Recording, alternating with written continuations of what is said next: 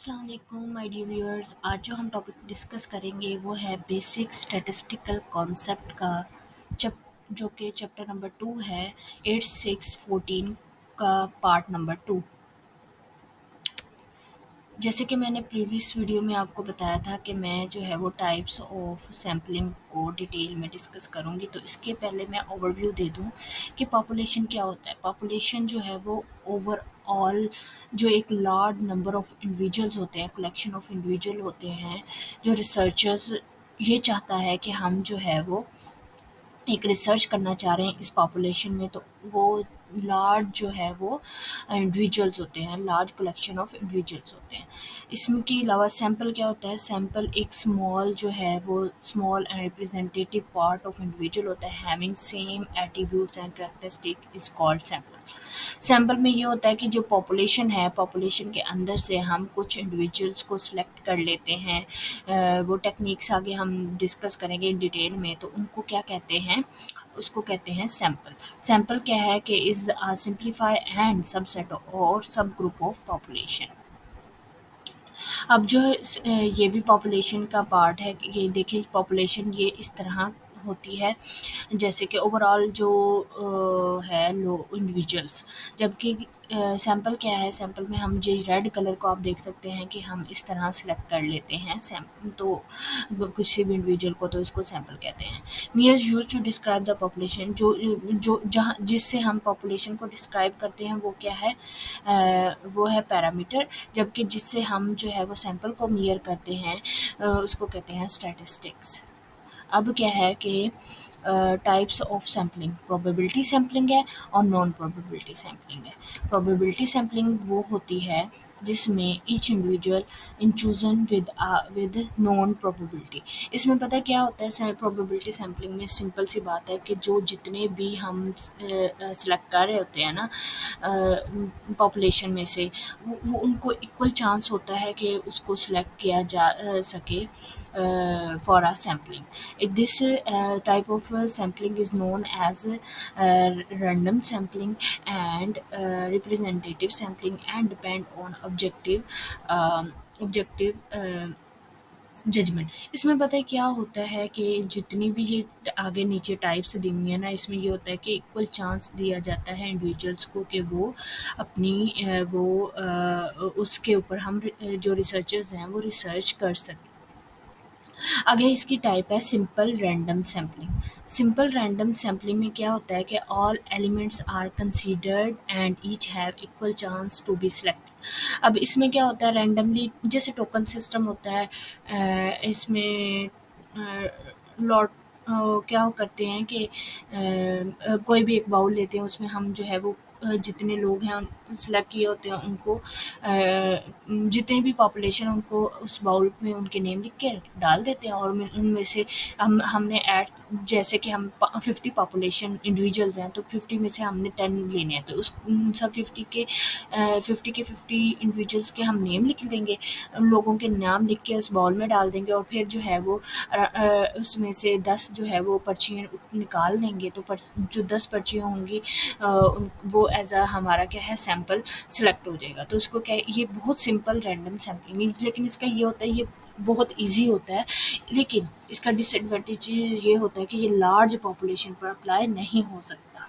फिर है systematic, every nth element chosen started at random, picking every nth element in succession। अब इसमें पता है क्या होता है, ये जो systematic type of probability sampling होती है, इसमें जो है वो हम सबसे पहले एक रैंडमली कोई भी इंडिविजुअल सेलेक्ट कर लेते हैं, फिर हम उसके जो है वो nth पे, जैसे कि अब हमने सेलेक्ट कर लिया है पहला नंबर, तो हम अब क्या करेंगे, फिर 10वां नंबर सेलेक्ट करेंगे। 10वें नंबर से हम क्या करेंगे, फिर 20वें नंबर वाला इंडिविजुअल सेलेक्ट करेंगे। 20वें नंबर से फिर हम 30वें नंबर वाला, फिर 40वें नंबर वाला। इस तरह क्या है, ये एक सैम्पलिंग सेलेक्ट की जाती है, ये सिस्टमैटिक वे है। जबकि अब है स्ट्रैटिफाइड। स्ट्रैटिफाइड का वर्ड जो है ना, इसमें स्ट्रैटा है। स्ट्रैटा क्या होता है, एक ग्रुप ग्रुप में डिवाइड करना। अब क्या है, पॉपुलेशन इज़ डिवाइडेड इनटू सब population stratum and subject selected randomly. अब इसमें क्या होता है कि हम लोग जो है ना सेलेक्ट कर लेते हैं, ग्रुप बना लेते हैं, एज वाइज हो गया, जेंडर वाइज, तो उसको हम उनके ग्रुप बना लेते हैं, उनमें से हम लोग जो है वो सिलेक्ट करते लेते हैं क्या है इंडिविजुअल्स को। अब जबकि क्लस्टर में क्या है, population divided into cluster, random sample of cluster is selected from as simple random design। अब इसमें जो है ना एरिया वाइज क्लस्टर जो होता है ना, वो एरिया वाइज हम पॉपुलेशन को सिलेक्ट कर लेते हैं, ग्रुप बना क्लस्टर टाइप बना लेते हैं और उनमें से हम रैंडमली सिलेक्ट कर लेते हैं। नेक्स्ट क्या है, non probability sampling. Non probability sampling जो है ना, ये सब्जेक्टिव जजमेंट, जबकि वो प्रोबेबिलिटी सैम्पलिंग क्या है, ऑब्जेक्टिव जजमेंट।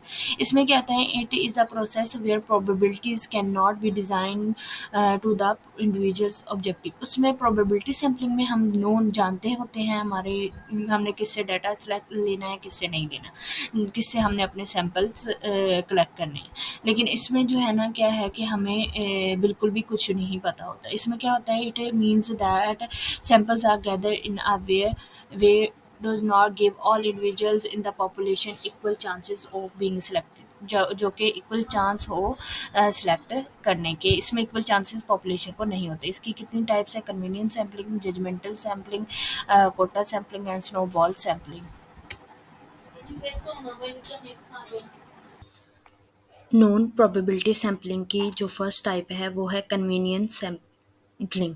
इसमें क्या होता है, based on ease of accessibility. इसमें ये होता है कि हम जो जितने भी इंडिविजुअल्स हम सेलेक्ट करने होते हैं सैम्पलिंग के लिए, जो हमें इजीली मिल जाते हैं, हम उनसे अपना डाटा कलेक्ट कर लेते हैं। जबकि जजमेंटल में क्या होता है, deliberately select samples to conform to some criteria. इसमें क्या होता है कि हम इसको जजमेंटल पर्पज, जो जजमेंटल सैम्पलिंग है इसको हम पर्पजिव सैम्पलिंग भी कहते हैं। इसमें ये होता है कि हम किसी भी एक्सपर्ट के पास चले जाते हैं जो कि हमारे रेलेवेंट होता है और डाटा सेलेक्ट करने के लिए। इसको फिर वो एक्सपर्ट हमें बता देता है कि आप यहाँ से जाएं और डाटा कलेक्ट कर लें। उसके बाद है कोटा। कोटा में क्या होता है, relevant characteristic are used to segregate the samples to improve its representativeness.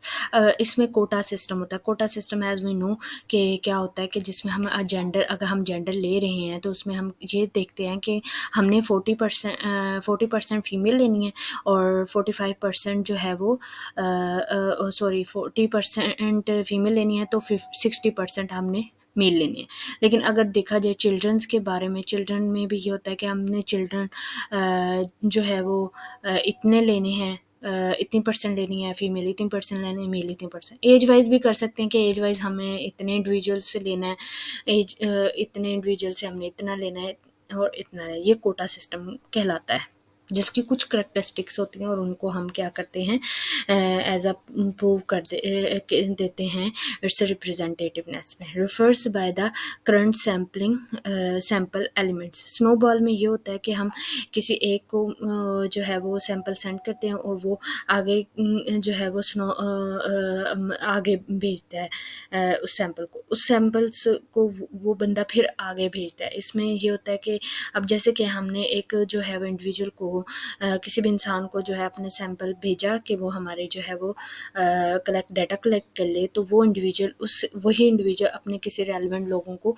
भेज देगा डाटा कलेक्शन के लिए। इसमें ये होता है कि खुद ब खुद ही डाटा कलेक्ट होता है और जब डाटा कंप्लीट हो जाता है तो फिर जो है वो रिसर्चर स्टॉप कर देता है।